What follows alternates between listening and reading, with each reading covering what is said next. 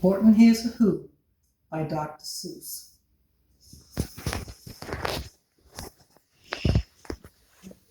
All right. On the 15th of May, in the jungle of Newell, in the heat of the day, in the cool of the pool, he was splashing, enjoying the jungle's great joys, when Horton the elephant heard a small noise. So Horton stopped splashing. He looked toward the sound. That's funny, thought Horton. There's no one around.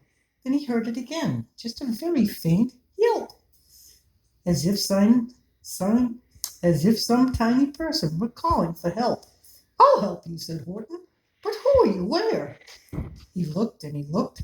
He could see nothing there but a small speck of dust blowing past through the air.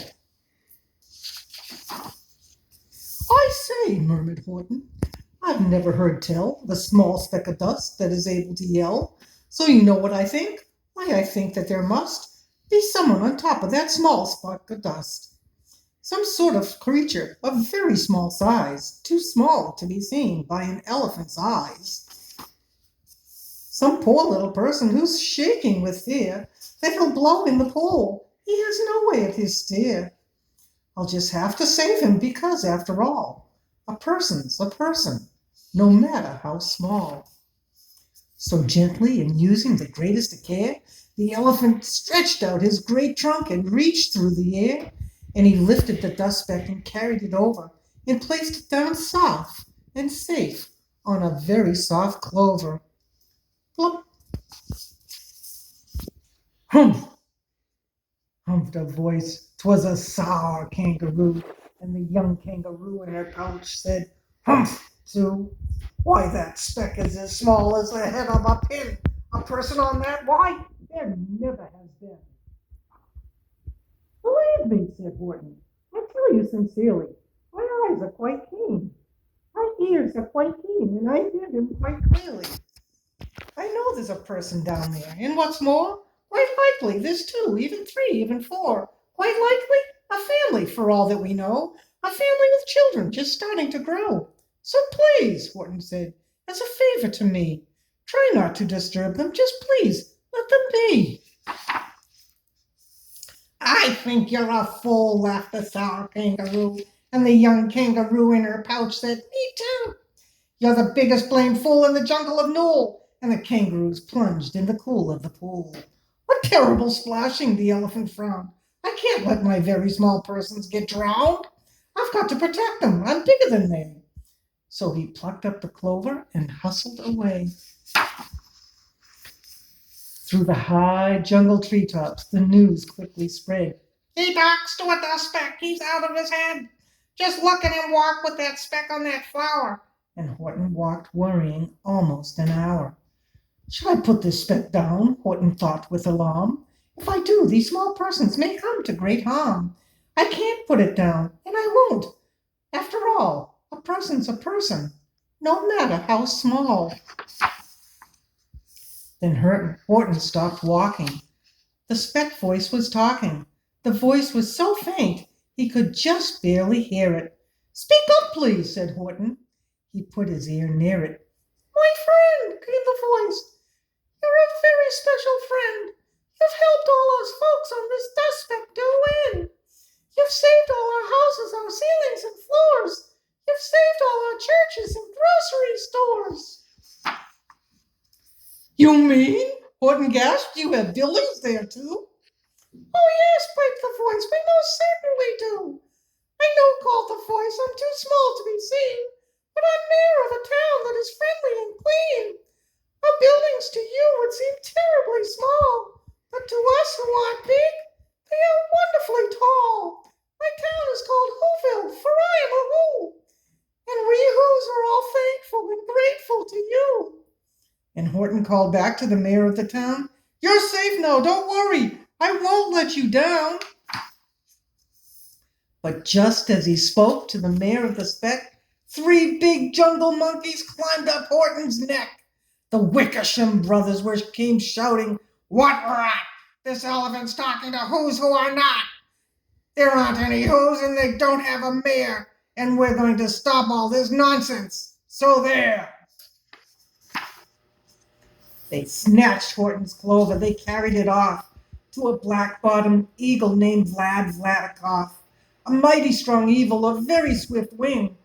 And they said, "Will you kindly get rid of this thing?" And before the poor elephant could even speak, that eagle flew off with the flower in his beak. All that late afternoon and far into the night, that black-bottomed bird flapped his wings in fast flight, while Horton chased after with groans over stones that tattered his toenails and battered his bones, and begged, "Please don't harm all my little folks, who have just as much right to live as us bigger folks do." But far, far beyond him, that eagle kept flapping, and over his shoulder called back, "Quit your yapping! I'll fly the night through. I'm a bird. I don't mind it. And I'll hide this tomorrow, Willie. You'll never find it." And at 6:56 the next morning, he did it. It sure was a terrible place that he hid it. He let that small clover drop somewhere inside of a great patch of clovers 100 miles wide. "Fine that," sneered the beard, "but I think you will fail." And he left with a flip of his black-bottomed tail. "I'll find it," cried Horton. "I'll find it or bust. I shall find my friends on my small speck of dust." And clover by clover by clover with care, he picked up and snatched them and searched them and called, "Are you there?" But clover by clover by clover he found that the one that he sought for was just not around. And by noon, poor old Horton, more dead than alive, had picked, searched, and piled up 9,005. Then on through the afternoon, hour after hour, till he found them at last on the 3 millionth flower. "My friends," cried the elephant, "tell me, do tell. Are you safe? Are you sound? Are you whole? Are you well?" From down on the speck came the voice of the mayor. "We've really had trouble, much more than our share. When that black-bottomed birdie let go and we dropped, we landed so hard that our clocks have all stopped. Our teapots are broken, our rocking chairs smashed, and our bicycle tires all blew up when we crashed. So Horton, please," pleaded the voice of the mayor, "will you stick by us hills while we're making repairs?" "Of course," Horton answered. "Of course I will stick. I'll stick by you small folks, through thin and through thick." "Humph!" humped a voice. "For almost 2 days you've run wild and insisted on chatting with persons who've never existed. Such carryings on in our peaceable jungle. We've had quite enough of your bellowing bungle. And I'm here to state," snapped the big kangaroo, "that your silly nonsensical game is all through." And the young kangaroo in her pouch said, "Me too." With the help of the Wickersham brothers and dozens of Wickersham aunts and uncles and Wickersham cousins and Wickersham in-laws, whose help I've engaged, you're going to be roped and you're going to be caged. And as for your dust speck, that we shall boil in a hot steaming kettle of bezelnut oil. "Boil it?" gasped Horton. "Oh, that you can't do. It's all full of persons. They'll prove it to you." "Mr. Mayor! Mr. Mayor!" Horton called. "Mr. Mayor! You've got to prove now that you really are there. So call a big meeting, get everyone out. Make every who holler, make every who shout, make every who scream. If you don't, every who is going to end up in a bezelnut stew." And down on the desk speck, the scared little mayor quick called a big meeting in Whoville Town Square, and his people cried loudly. They cried out in fear, "We're here! We're here! We're here! We're here!" The elephant smiled. "That was quite clear as a bell. You kangaroos surely heard that very well." "All I heard," snapped the big kangaroo, "was the breeze and a faint sound of wind through the far distant trees. I heard no small voices, and you didn't either." And the young kangaroo in her pouch said, "Me neither." "Grab him," they shouted, "and cage the big dope. Lasso his stomach with 10 miles of rope. Tie the knots tight so he'll never shake loose. Then dunk that dumb speck in the bezel neck juice." Horton fought back with great vigor and vim, but the Wickersham game was too many for him. They beat him, they mauled him, they started to haul him into a cage, but he managed to call to the mayor, "Don't give up, I believe in you all. A person's a person, no matter how small. And you very small persons will not have to die. If you make yourselves heard, come on now and try." The mayor grabbed a tom-tom. He started to smack it, and all over Whoville they whipped up a racket. Bum, ba-da-dum, bum, bum, da-da-da-dum, bum, bum. They rattled tin kettles, they beat on brass pans, on garbage pail tops and old cranberry cans. They blew on bazookas and blasted great toots on clarinets, oompahs and boompas and flutes. Great gusts of loud racket rang high through the air. They rattled and shook the whole sky, and the mayor called up through the howling mad hullabaloo, "Hey, Horton, how's this? Is there a sound coming through?"